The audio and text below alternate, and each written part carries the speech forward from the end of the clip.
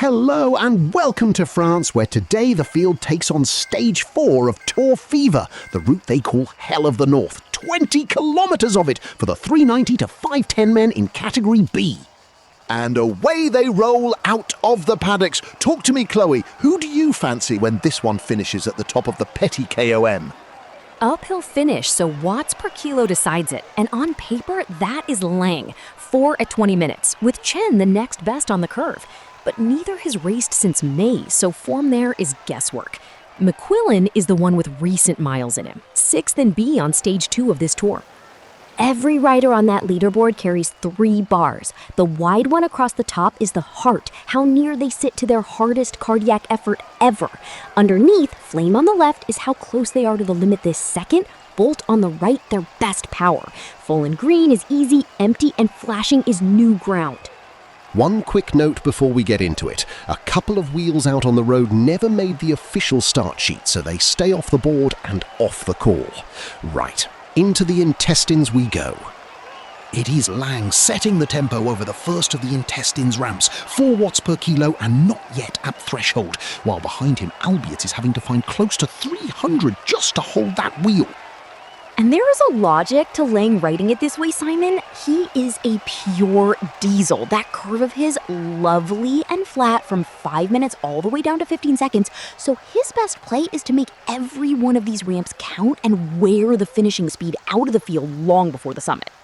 And McQuillen kicks over the top, straight into the drop at better than 500 watts, 7 watts per kilo, more than double what he can sustain, trying to steal a march while the rest are catching their breath. And that one is snuffed out already. McQuillen swallowed back up on the second riser. One more of these kickers to come. Then the road opens out for the best part of 2 flat kilometres, with the cobbles arriving just before the Dostan banner and the first sprint of the day. Reitsma is the one paying for those risers, Simon. He has been above threshold right through this section. And even with the road dropping away, he is quietly losing touch with the wheels in front.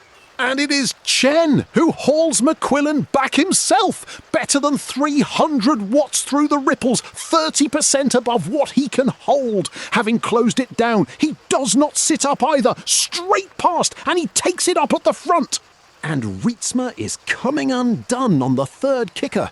Nearly 400 watts, a third above his sustainable number, and it is still not enough. The wheel in front is easing away from him. And he has refused to let it go, Simon. Reitsma is over 400 watts to drag himself back on, but look at the cost. His flame is better than half gone, and the lightning 3/4 down, and we have not even reached the flat yet. Expensive, Chloe, but he has form worth paying for. Reitsma won stage 3 of this tour outright, took nearly 19 points a racing score for it, then had a quieter day last time out. That is a man who knows what this race can give him. Yeah, that is the sport, mate. You cop the pain because you know what it pays. Reminds me of camp. We had one rule. First bloke to sit up buys dinner. Rode 40k in the rain past our own hotel, neither of us blinking. Kitchen was shut when we got back. Dinner was a servo pie in the car park, and I've never been prouder of anything. I understood perhaps 4 words of that, Robbo. Meanwhile, in the race, they are all still together over this drag, but the lightning bars split them. Chen and Lang are 3/4 spent already, while Poole and Albietz still hold nearly half. And there are 11 flat kilometers before the Petit KOM. 4 words is generous, Doc. I only use about 6 of them myself. But here is one worth watching. Poole came out the other side of a whole Sisu tour only a week ago, and those long mass start races are a fitness bomb you simply cannot replicate on your own. Back that up with an easy week, and the tiredness drains off before the form does. Be very interested to see what is left in him today. Fair point on Poole, Robbo, though look at the shape of him. 11 watts per kilo for 15 seconds, one of the best kicks in this race, and a finish that goes uphill where none of that counts. Nothing on these flats is worth a thing to him. So a good day is arriving at the foot of the Petit KOM with those bars barely touched and making the climbers earn every second. 18 minutes gone, and still all 6 of them together as the road lifts out of the crater. Hold on though, Chen has gone! Just when this looked like a procession to the foot of the climb, he has jumped away off the front, and the rest of them suddenly have a chase on their hands. And there goes Poole's drafting boost, Simon, burned to keep himself glued onto the back of this group as the pace lifts for Chen. He has timed that well, though. The next arch is barely 2 minutes up the road, so another one is waiting for him almost straight away. Poole gets to the front, and Chen goes again immediately! Incredible! 430 watts, the lightning bar empty and flashing, and McQuillen has seen the danger, throwing everything at it to get onto that wheel. And that has torn the group to pieces, Simon. There is no bunch left at all, just one long line strung out along the old road, daylight between almost every wheel, and each of them riding at their own limit to keep the one in front in sight. And now Reitsma comes over the top of them, 435 watts along the old road, his lightning bar all but empty, the biggest engine in this race pouring it all out, and these attacks just keep on coming. And here is the damage, Simon. Lang has gone out the back. Our pick of the race now the best part of 20 seconds adrift and riding on his own. Up ahead, Chen's heart bar is empty and flashing. Reitsma and Albietz are nearly out of lightning, and there are still 3 kilometers to the foot of the climb. So is that the fireworks over until the climb, or is there one more roll of the dice left out here?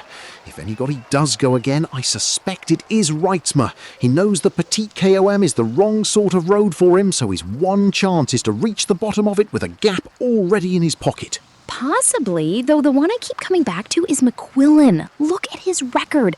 5th, 6th, 7th, race after race, never a bad day and never quite a win. He carries one of the highest racing scores in this field, and of all of them up there, he has the most left in his bars.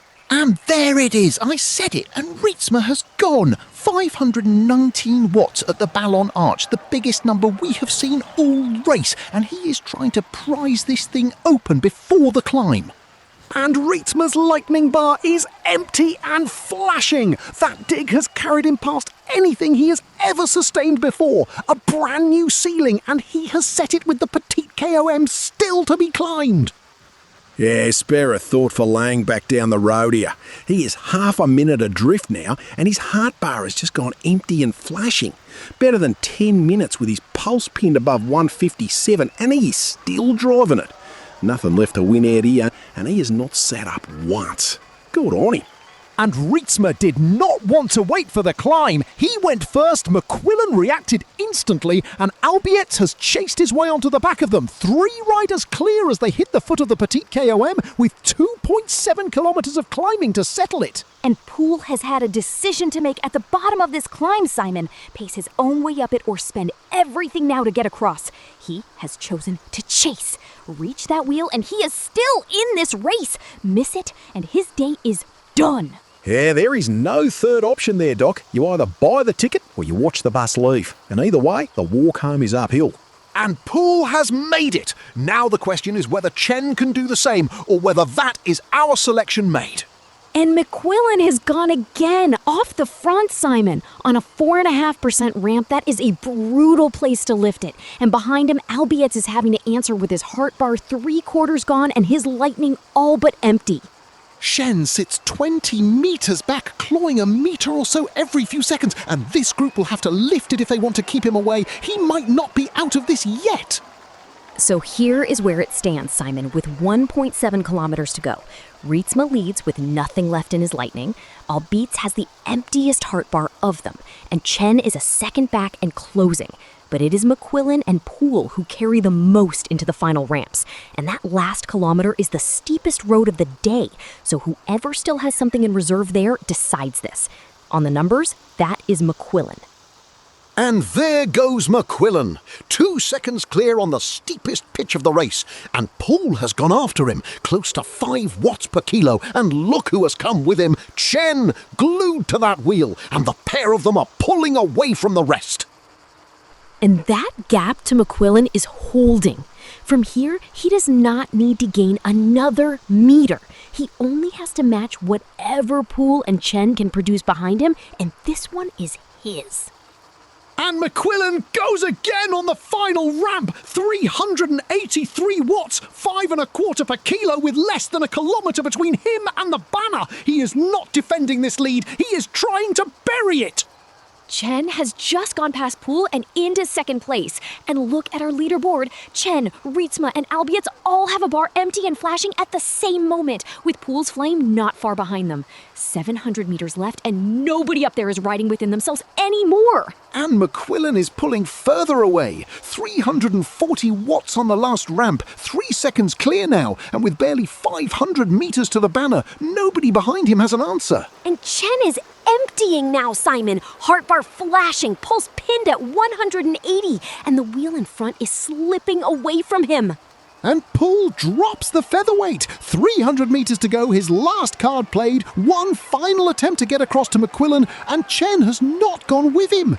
Poole is coming. 3 seconds becomes 2. McQuillen's power is draining away on this last ramp. The cadence gone, and Poole is taking a bite out of it with every pedal stroke. 5 watts per kilo, riding past his own ceiling, and he is on the wheel. 60 meters to go, and Poole goes straight past him. 7 watts per kilo. McQuillen has nothing left, and Poole takes it. Poole wins on the petty KOM. Oh, what a finish! I did not expect that.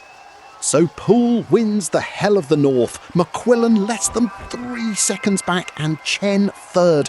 And what a way to take it. A man who spent the whole day hiding in the wheels and doing as little as he possibly could, then found 520 watts when it counted.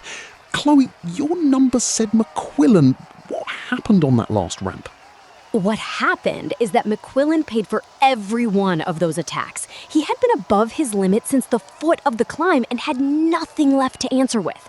Poole hoarded all day, then went past everything he had ever done. Flame at its ceiling, lightning at its ceiling, and more watts on that ramp than he was supposed to have left.